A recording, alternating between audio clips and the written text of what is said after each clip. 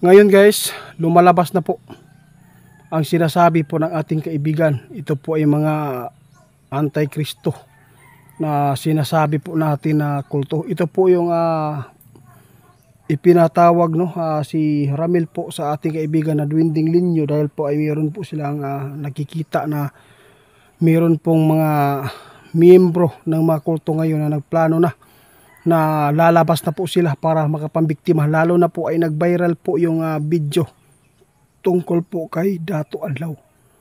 Si Dato Adlaw, sa totoo lang guys, mayroon pong lilitaw na naman. Pangalan po ni Dato Adlaw po yung dadalhin dito. Kung sakali man na mayroong biktima na mangyayari dito guys, si Dato Adlaw po ang mapangitaan, mahanapan. Kaya gusto namin ipaabot sa inyo, kasama natin si tatay, kasi po ipinapaabot na po na ating Dwinding Linyo po yung tungkol po dyan na maghahasik na naman po ng lagim yung mga jablo. Kaya mayroon pong babala yung atong mga kaibigan na Dwindi para po ay makapaghanda kayo para hindi po sila agad-agad po na makapanlinlang. Kaibigan, tay, ipinapaabot po ni kaibigan na Dwinding Linyo po ito kahapon.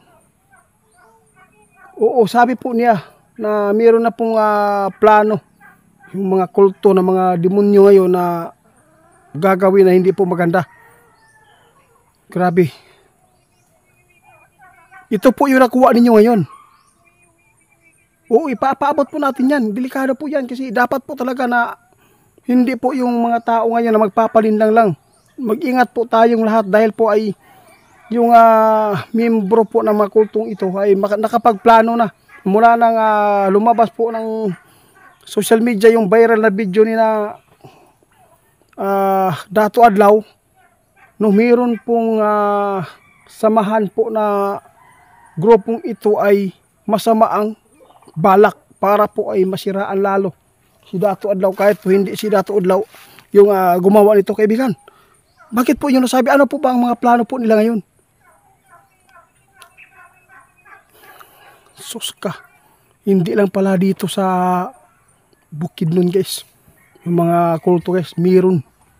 Maraming mga kulto na ngayon na naglaganap na dito sa mga lugar na kung saan po ay medyo may mga malalaking kabundukan. Ano po ba ang kanilang bibiktimahin, kaibigan? Dapat po hindi po kayo magpagabi, no?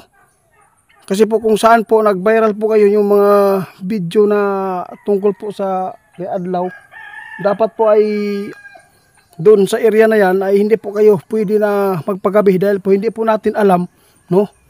Yung mga plano po ngayon ng mga kulto na sila po ay maggagawa po ng hindi po maganda para po ay doon po kay Dato Adlaw masira po yung reputasyon ni Dato Adlaw. Kahit hindi po si Dato Adlaw yung gumawa nito, may sasakay po na mga grupo, kaibigan.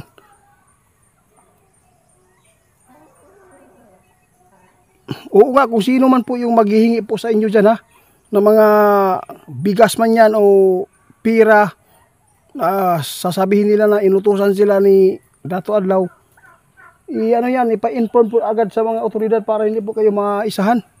Yun po ang nakita ng ating kaibigan ngayon. Dapat po talaga na mag-ingat po tayo, kasi mayroon po nakita sa kaibigan na masama po para sa mga taong inosente po ngayon kapag mabibiktima nito. Buhay po ang nakataya po dito guys.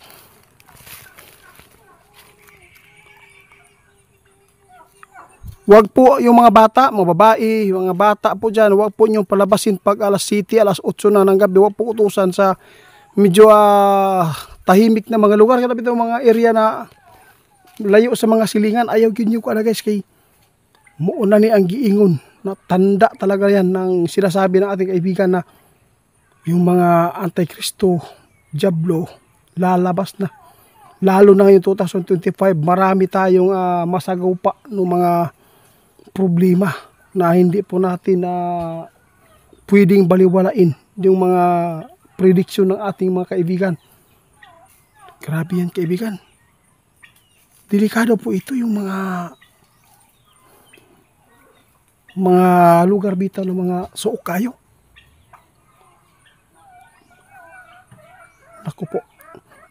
Huwag po kayong magbubukas po agad ng pintuan ngayon. Kung sakali man daw ay mayroong mangangatok dahil po marami ng demonyo na napasukan ba ang kanilang utak na ganito po ang gagawin nila. Nakakaawa lang po dito kasi gagamitin po nila yung pangalan ng Dato Adlaw para lang po ay makapanlin lang sila. Kaya nakakaawa po talaga yung kalagayan ni Dato Adlaw ngayon. Naiipit po siya lalo na may mga kaso na po sila, kaibigan. Nandito yung kaibigan natin guys. Kaibigan, nasa punuan ka kaibigan. Tingnan mo guys. Gumalaw. Oo nga, nandyan ka nga.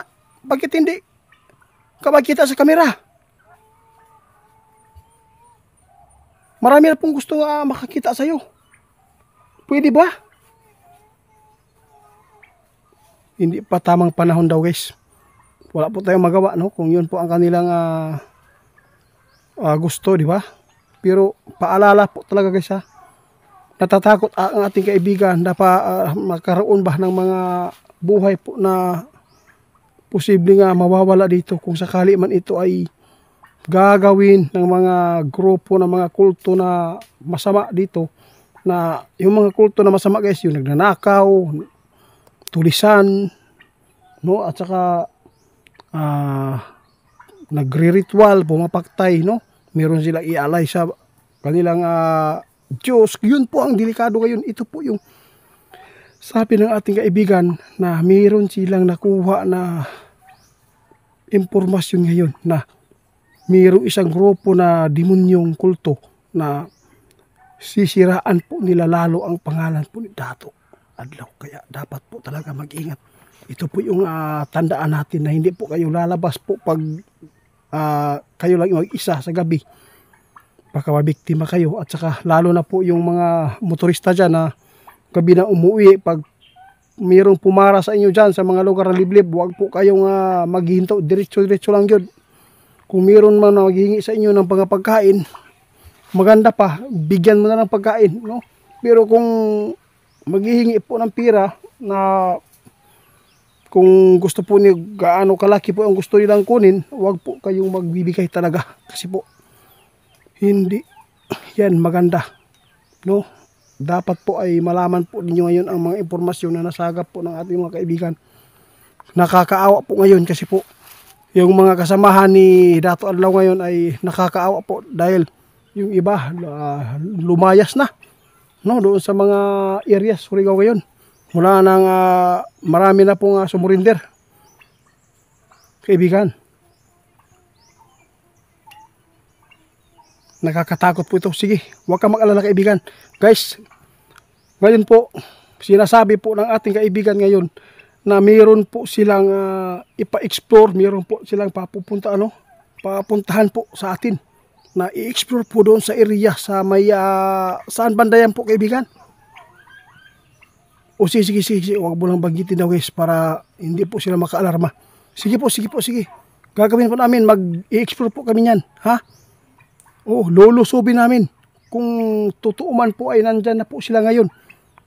Ay nako, doon po pala guys, yung mga masamang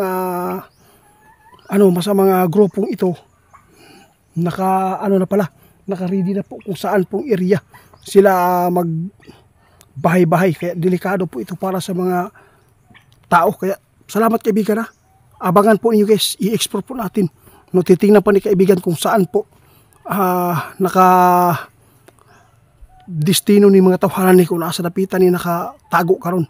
Kaya dapat po talaga mag-ingat yung mga bata. Alagaan po natin kasi hindi po natin alam na baka po ay isa din sila po sa mga salarin dito.